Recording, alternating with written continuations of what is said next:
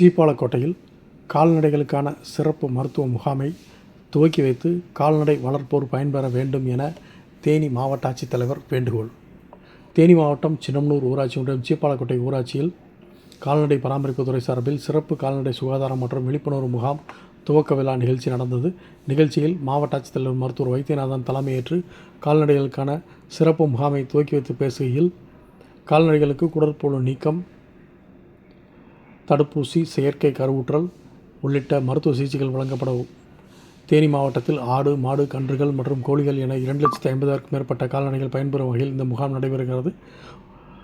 18 முகாம்களிலும் காலை முதல் மாலை வரை மருத்துவ முகாம் நடைபெறும். கால்நடை வளர்ப்போர் தவறாமல் கால்நடைகளை முகாமிற்கு அழைத்து வந்து மருத்துவ பரிசோதனை செய்து பயன்பெற வேண்டும் என்று மாவட்ட தலைவர் மருத்துவர் வைத்தியநாதன் பேசினார். இந்த நிகழ்ச்சியில் இணை இயக்குனர் மருத்துவர் கிரிஜா, துணை இயக்குனர் மருத்துவர் சுகுமார், உதவி இயக்குநர்கள் சிவரத்னம், ஈஸ்வரன், பாஸ்கரன் மற்றும் கால்நடை உதவி மருத்துவர்கள், ஆய்வாளர்கள் உள்ளிட்ட பலர் கலந்து கொண்டனர்.